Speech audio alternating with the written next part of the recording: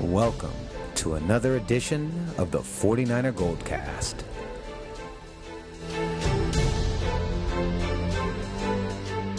San Francisco, are you ready?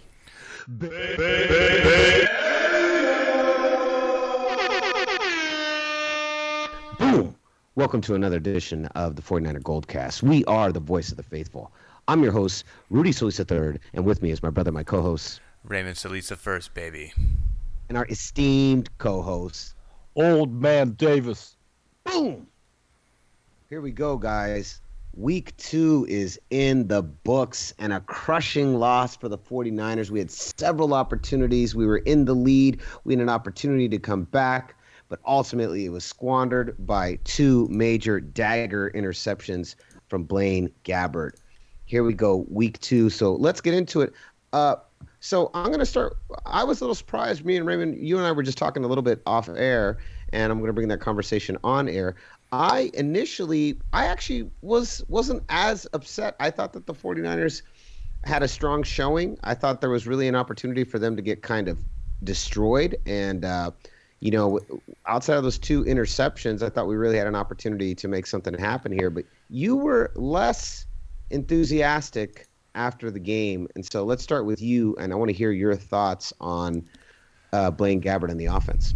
Well, I thought Blaine Gabbert in the offense really the team across the board kind of shot themselves in the foot numerous times, and it was kind of frustrating to watch. But, albeit expected from a team that has a new coach, has a new scheme, has a new defensive scheme, new offensive scheme. So I expect these growing pains, but it's frustrating when you see a game like last week, which, by the way, you can never judge a season off of week 1. But at the same time, you can also look to this game and say, hey, the Niners were in this one, even leading up to the halftime. But it was kind of it's okay to blow plays here and there, but the ones that will end up deciding who wins and loses are the plays that we saw blown this game.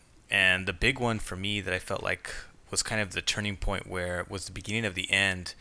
Although the Niners showed signs of life in the fourth quarter, was the big play blown by Antoine Bethea, where it was just blown coverage, and Greg Olsen was just able to take the ball 75 yards for a touchdown. I was like, wow, what a blatantly huge mistake from a veteran safety who maybe thought he was supposed to get different help, or maybe the linebacker was supposed to come out with him. I don't know what was supposed to happen on that play, but for whatever reason, I feel like the Niners, there was a part of the Niners that never recovered, but then they showed signs of life and they were within one score, and I was like, hey, wait a minute, normally the team would have forfeited by now, or at least would have sort of forfeited within their body language, but that wasn't the case. I was like, all right, so they got signs of life. The defense is trying to make up for their mistakes, which just kept happening. They couldn't stop the running game.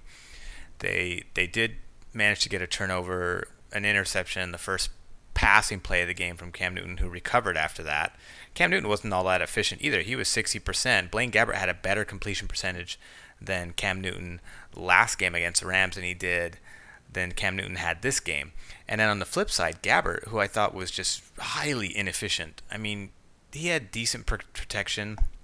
The running game was completely stopped. So I expected Carolina to do exactly what we did to LA, because they figured, let's do the same thing. Let's take out Carlos Hyde, because he's the most dynamic player on that offense, and force Blaine Gabbert to beat us with his arm, which he made a valiant effort. But when you have a 47% completion percentage, you're 17 for 36. That's not going to get you very far in the NFL. In fact, Tim Tebow was regarded as one of the worst passers that we've ever seen, and no one will give him a shot, and that's because he averaged 50% passing completion percentage. And now you have Blaine Gabbert going from 62% to 47%. So is that a combination of pass rush or the Carolina secondary, or is that just Blaine Gabbert? I would argue it's a mixture of the two. So that was kind of, it's tough because, like I said before, they showed signs of life and fight that we didn't see from them at all last year. So that was the good parts, and they had good plays. Like the Vance McDonald touchdown was terrific. The touchdown pass to Torrey Smith was terrific, even though he had to slow down a little bit just to catch the ball because it was slightly underthrown. It was all great, but offensive line needs to run block better. The defense secondary got completely exposed by somebody who I don't even think is all that great of a passer, to be perfectly honest with you. You got to remember, last year was his first breakout year since he's been in the NFL. He's played well at times, but last year was his most efficient passing season that he's ever had. And people, like to compare him to Steve Young. Yes, on the running side, he's great. He's just like Steve. Likes to take hits. He's reckless like Steve. He just passed Steve Young in rushing touchdowns this year. But as far as passing goes, he still has a lot to learn, and so I'm never truly impressed with him. So this was a game where I really thought the secondary should have taken advantage of Cam Newton's, still maturing passing game, and at the same time, we should have offensively taken advantage of the Carolina's young cornerbacks, which I didn't see that happening. Now, did that not happen because it wasn't part of the game plan, or did it not happen because our receivers just aren't good enough? I just don't know. I think Chip Kelly's still holding a lot of the pieces. I feel like he's not opening up the way he has before. And we've only seen 2 weeks. There's a lot of room to grow here. But I think part of it is because this is kind of Blaine Gabbert's cap, you know what I mean, so to speak. And I just don't know if he's going to get any better than this. I know if it was Alex Smith, it would have been a little bit better. He wouldn't have given up the ball so much. But we were in this game by 1 score in the fourth quarter, and then 2 picks kind of sealed the deal for us. So it was disappointing to see it end at the end, but there's still some positives that the team can grow for. So anyways, I'm ranting, but yeah. I definitely thought the secondary was exposed, no question. I actually thought the offensive line played pretty good. They've only allowed two sacks in 2 games, and this is an offensive line that averaged, over 100 in 2 years. So to only allow 2 sacks in the last 8 quarters has been pretty impressive. Old Man Davis, I want to hear some of your thoughts. How did you feel after week 2, and how do you feel about Blaine Gabbert as a quarterback? The dab is dead, but a win is a win for the Carolina Panthers. Cam Newton still delivering a win. He's a multi-dimensional quarterback that doesn't always need to pass. He can run, and even the passes he dumps to are to great receivers in this game, big physical players. Calvin Benjamin is dynamic when he's healthy. Greg Olsen, even the special teams with Ted Ginn Jr. running the ball showed flashes of changing the momentum of the game in the Panthers' favor. Ron Rivera wasn't asleep on this game like he was during the Rams 49ers game.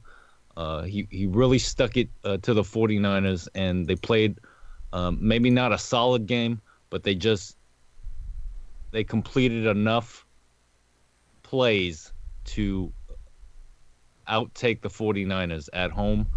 I liked what they did, even though they made a lot of mistakes that could have allowed the 49ers to win. I'd agree with Ray to some respect that this wasn't a game that showed much of the 49ers being the better team that could have won the game. I think going to your second question about Blaine Gabbert, my predictions still hold true.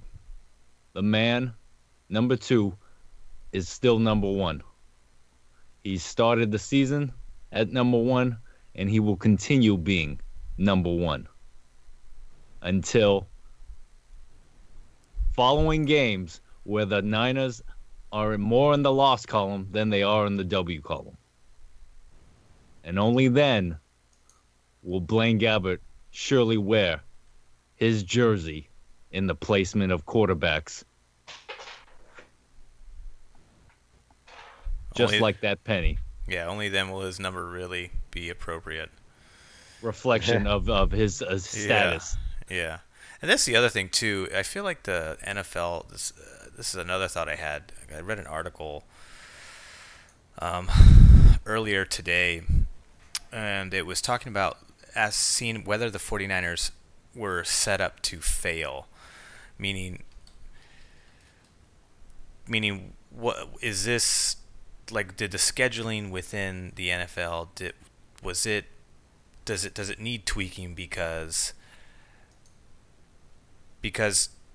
Carolina had 11 days to plan for a team they had never played before. 49ers had 5 days to plan for the reigning NFC champions and had to travel to the East Coast to play a morning game. I mean, how fair is that advantage already?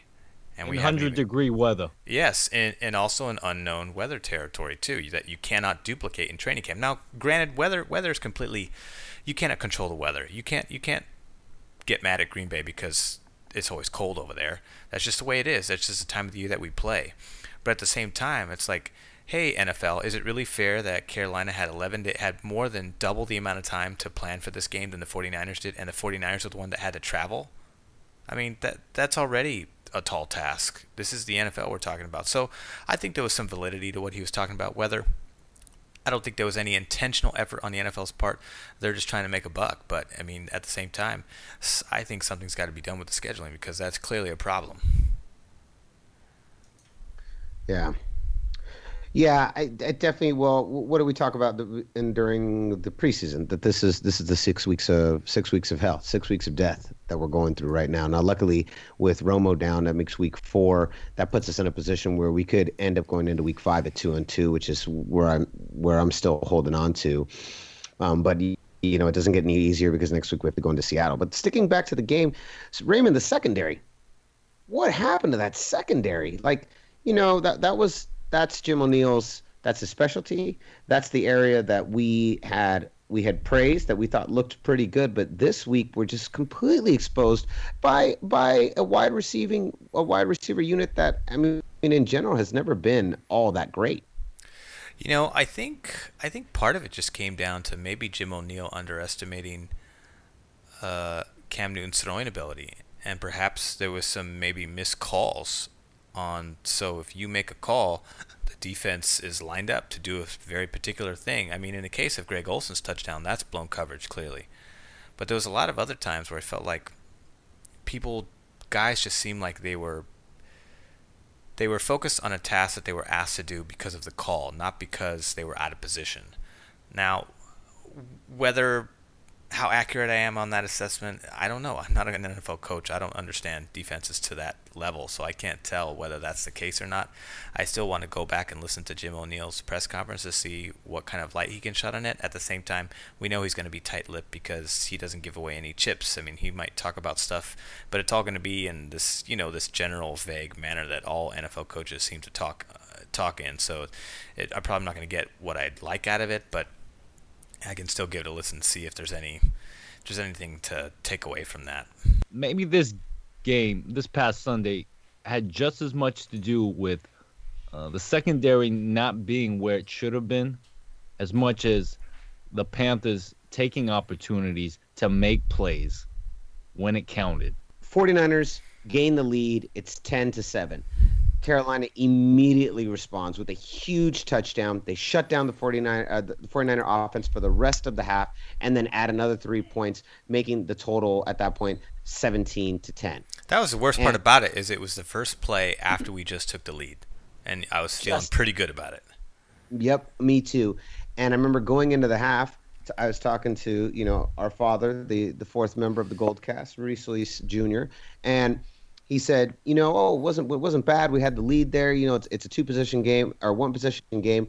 And I said, I didn't feel good about that at all. I said, are you kidding me? They played like NFC champs. The second we took the lead, they got the lead back, shut us down, and added another 3 points. I go, if that's going to look at the second half of the game, the rest of the second quarter, and we were just stuck.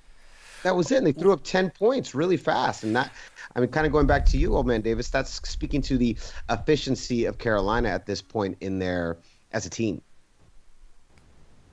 Yeah, and then it was just kind of a trickle effect. I felt like it was like, oh God, this is week 2 of last year, because now it's 31-10. But then all of a sudden we came roaring back within one possession, and then we just kept giving up the ball and just kind of shooting ourselves in the foot. There was penalties, there was 5 drop passes, there was blown coverages. So to me, you have a multitude of breakdowns that just need to obviously get kinked out, and I believe they will. We're not going to see this meltdown week in and week out. People are going to figure it out. They're going to get rolling. It certainly doesn't feel good, but there's good things that happened that the defense couldn't help out the offense, and the offense didn't help the defense at times. It's a synchronization. 11 guys on both sides got to do their job. The defense gets left out there too long, they're obviously going to get tired too, and it's not only going to get blown coverage, but they're just going to be too tired to keep up with a rested offense, and vice versa. So you got to pound the football. You got to, and that starts with the offensive line. And I just lastly add that let's just try to put things in perspective. This was last year the National Conference Championship team, Carolina Panthers. Totally. And not much has changed since then, other than losing again to the Denver Broncos in Week 1. So, all in all, great effort by the Panthers, and they deserve that win. They did. They won fair and square. I don't think it was particularly fair to give one team twice the amount of time to game plan and to kind of just sit back and force the other team to have less than half the amount of time to game plan, and then also to travel eastbound. To me, something within the scheduling needs to change, because that's a disadvantage on a sport that's already incredibly physically demanding. Oh, I can't wait till the Rams and the Giants play in London, where the Rams will have to cross not only the Atlantic Ocean but the United States, while the Giants just have to cross the ocean. Yeah, but I'm okay with that one. That one feels fair. Who cares about the Rams? Yeah, that one feels fair. Going back to that, you know what drives me nuts too? What drives me nuts is that Cam has like 45 dances for every time he does something well. But the second that guy loses, he's like the biggest baby you've ever seen in the world. Oh like, my super God, pouty, he's night and day about it. Night and day. He's such a fucking baby. But then when he wins, he's got 8 stupid dances in a row that he's been working on all summer. Drives me nuts. He's been working on his Cam Newton. Yeah. He's like little hand dance. Oh God! When he was the one that got the unsportsmanlike conduct call, right? That was Cam, wasn't it, for the dances, for the excessive dancing? It was also Kelvin Benjamin. Okay. Oh man, it drives me nuts. Mainly because if he took his losses with some humility, if he took his losses the same way he takes his wins, then I wouldn't be so hard on him. But the fact that he's such a jerk when he loses, and he's such a baby, like literally like a child, and then when he's winning, he's like, all this stupid smile and all stupid dances. It drives me crazy. Like every time he dances, just drives me nuts. Well, if Cam Newton danced like Joe Staley and Greg Olson, then I guess we wouldn't be selling Panther jerseys in Carolina, then would we? The last thing I want to say about Carolina, I believed that was a good game. I still think there was a lot of positive to take away. I do believe that I thought the offensive line played pretty well. There were a couple huge blitzes that they blocked in the third quarter that I was really impressed with. We only allowed 2 sacks against a team that had a really, really strong defense last year. And I think that in order for the 49ers to get to the next level, in order for them to really kind of branch out and become the team we know they can, they're going to have to get kicked in the teeth. They're going to have to go through some losses like this. This is just part of the deal. You know what I mean? Like these are the growing pains, man. This is part of the deal. And so I think that while it was a tough loss, these are the kinds of losses that build your team. And this is a young team, and this is a team that I believe has a lot of potential. And sometimes you got to get kicked in the teeth, man. Like you just have to. And this was a hard loss, and I'm hoping that we'll become better for it. I don't see a Jim Tom Sula situation where this team collapses. Oh, don't. What's that for? What's that for, old man Davis? What are you thinking?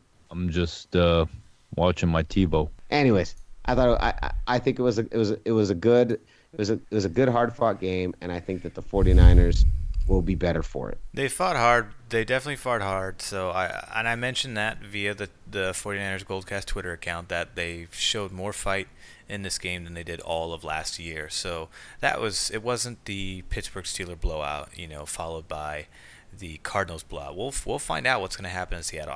I'm kind of concerned with Seattle only because they just got smoked by the LA Rams, who by the way got smoked by us the week before. So I feel like Seattle is going to be at home. We have to travel yet again.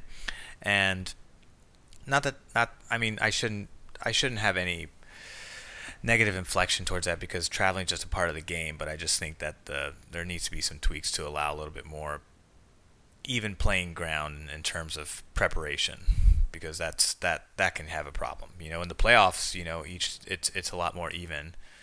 But anyways, I think Seattle's going to be playing with a chip on their shoulder. They just got embarrassed on the road in Los Angeles, and this is a team that tends to respond very well when they drop a game like this. And I don't think that they're going to allow us to come in and treat them the way that LA did or the way that we treated LA in week 1. I just don't see that happening. So I don't necessarily think it's going to be a blowout per se, but I think it'll be very similar to this game where we're kind of in it for the first half, but then because Seattle clamps down on our one-dimensional offense, we're not able to keep drives going long enough, and the defense is going to get exposed due to exhaustion, and similar to what happened to Los Angeles. So I think that's kind of what's going to happen. It's going to be close in the first half. It's going to fall apart in the second half. But much like the Carolina game, we're going to show some surprising moments of resilience, but it just won't be enough to pull out a win. And I had them losing this game anyways. I believe we're going to lose this game too. Oh man, Davis, how do you feel about San Francisco going into Seattle? Definitely a far better and tougher defense than the Carolina Panthers. I don't see this being a high-scoring game on either side of the ball for both teams. They're a proven defense. I don't know if they're better at this point, but they're definitely up there. Yeah, at least on paper. Yeah, I think statistically they are, and points allowed in particular, that particular stat, they're really good. So I guess that's the most important stat because if you have more points. Aside from the 49ers really needing to clean up on the offensive side of the ball, this game I have in the favor of the Seahawks, not only because it's in Seattle, but just because maybe they have a little bit more advantage to making plays where they need to be counted. And the 49ers still, finding a way to have some consistency on the offense. And similar to how I feel the Rams have Seattle's number, the Rams have, the Seahawks number. I feel like the Seahawks have the 49ers number. They definitely have like the psychological edge over us and haven't really had much of a problem defeating us in the last couple of years. I really just want to see and exhaust Blaine Gabbert's ability, not only to lead the team, but just make the throws land where they need to land. And the decision making, just have it up to where Chip Kelly wants it to be. And if he can do that, then he certainly has my vote for the rest of the season. I mean, not only against a tough team like Seattle, so far Seattle, but the week after playing Dallas, and I forgot what other team is after them, but Arizona. So this will be a challenge, I think, for number 2 to really step up, because if it's not going to be him, it's certainly going to be somebody else that I'd put a bending knee on not talking about. I think if he gives up the game in the fourth quarter like he did this past week, then obviously his time is limited. I think it's limited in general, but it'll be shortened even. It'll be expedited, if he keeps giving up games like that, because Chip Kelly's not going to have much tolerance for that. Let me ask you a question, Raymond. I'm trying to refresh my memory from a couple weeks ago on the GoldCast. Did Did you believe that at some point we would see Cap in the starting position, or did you think Gabbert was going to finish the whole season? I think Cap will come in at some point. Oh man, Davis, what do you think? He's just more dynamic. If they continue playing like they just did on Sunday, number 7, why don't you put that helmet over that afro and come in and play some ball? Yeah. Get off a knee and start playing some ball. So right now, let's looking at the NFC West, at the NFC West picture. All of us are 1-1. Everybody has won and lost one. It's still, obviously Arizona and Seattle are still the pick of the litter. I don't see us. I believe we're going to go 8-8. Raymond, you said, what's yours? 10-6? 9-7. 9-7. Old man Davis, if you had to put a number on where you believe the 49ers are going to end the season, where would you put that number? 5-11, like my height. 5-11? Wow, the same record as last year. 5-11? You son of a bitch. 5-11. Man, God, it's whatever. No hope. No hope. By the way, how did your Raiders do this weekend? Exceptionally well on offense. You got a playoff caliber offense and a number 1 draft pick type defense. It's unacceptable what happened on Sunday, and we're going to get things fixed. Yeah, you need to have see. a long talk with your son. I think Ken Norton Jr. gets fired at the end of this year. And that might be he had to take Del Rio took over in the fourth quarter for defensive play calling. Mm-hmm. Dun, dun, I've been meaning to talk about the Silver Cast. And yeah, is that where you've been? On the Silver? Is that where you've been? expanding. I have a playmaker, a voice in the making, and with him and I being on the Silvercast, this very well could be the second coming. The Silvercast. All right, so, gentlemen, we're about wrapped forward. We're gonna look a little bit ahead. I want to talk about the Vegas odds. We're bringing back our famous Vegas odds. So the Vegas odds this week have Seattle. The line has moved in the last couple of days, maybe because of Rawls' foot being injured. But the movement right now, we've gone from 11.5-point favorites to 9.5 favorites as of today, Monday, September 19th. Now the question is, gentlemen, 9.5-point favorites in favor of Seattle. Do you take that bet? Old man Davis, we start with you. I say the bet is on with Old man Davis, Seattle 2-1. Raymond, Seattle 9.5-point favorites as of right now in the Vegas lines. Do you take that bet? I think you take it, and you definitely go for the over. Oh, you go for the over. Old man Davis, yeah. Wait, do you take over or under on 9.5? I take it over. I say 13. You say Seattle's going to win by 13 points on Sunday? It's either 13 or 10. That's what I think. Oh, Now, well over 7. I mean, their offense is a little banged up right now. They lost their pick earlier in the training camp just before, I think it was around preseason. I can't remember. Thomas Rawls is not 100%. Doug Baldwin, I think, was getting checked out. Lockett, I think, had to check out briefly. I'd have to double check all of this. We don't sports check here. This could live very well be very well be a game of field goals. It could very well. I mean, they could come out and be just as sluggish as they were against the Rams. You never know. I mean, Seattle has a tendency to start slow anyway. So the fact that they're a little banged up, that's the Niners' kind of only advantage that they might be able to have in Seattle. But I'm just not sure. I think that they play so well together that whenever they have some kind of embarrassing loss like they did against the Rams for whatever reason, just own them psychologically and schematically, I guess.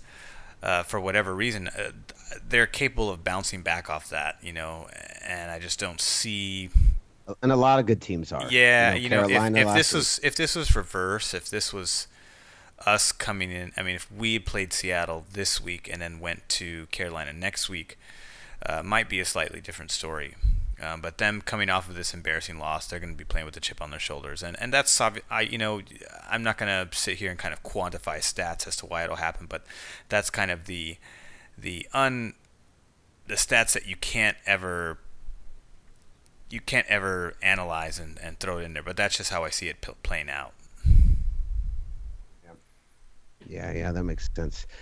I agree that I believe the Seattle Seahawks are definitely going to win, but I take the under on 9.5, and maybe I'm just being too optimistic. But I hope I'm wrong, and I hope you're right. I hope so too. The other thing is, again, I think this team has a lot of potential. 49er faithful, do not lose the faith. GoldCast Nation, I really do believe this team has a lot of potential, and I think that these two tough games, as tough as these 2 weeks are going to be for us, I think it's good for this team. And this is the toughest is this first 6 weeks, and then things they lighten up a little bit as we get into the second half of the season. We just these 6 weeks of death, which are going to be tough, but I believe it's good for the team, and I think that these are the growing pains that Chip Kelly, Jim O'Neill, and the 49ers offense and defense need to go through. So it's going to kind of show that it's going to show the staff and the players kind of where they all are at. They're like, hey, which in this case, it's much to learn. They still have. All right, Raymond, where can they find us? You can like us on Facebook at facebook.com/49ersGoldcast. You can also follow us on Twitter at 49ersGoldcast. You can also subscribe to us via YouTube, iTunes, and Stitcher for all of the latest and greatest episodes of the 49ers Goldcast as they become live to the public. Follow, subscribe, share, show your support. Boom. Raymond, where can they find you? You can find me on Twitter at Ray Solis. That is the best place to do so. You can find me on Twitter and Instagram at Rudy Solis 3rd, Rudy Solis 3RD. Old Man Davis, where can they find you? Yeah, hey, Old Man Davis, speaking of Vegas odds, how's Vegas doing? Vegas is going great. Certainly have a stadium on PowerPoint. So you're excited about the Vegas transition?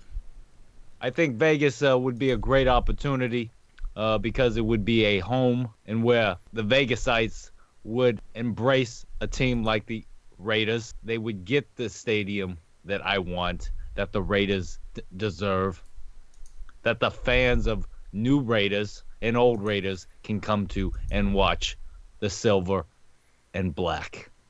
I think it's a great opportunity for young players with a whole lot of money that have never experienced having a whole lot of money to be distracted and blow it all. I think you should keep your opinions to yourself.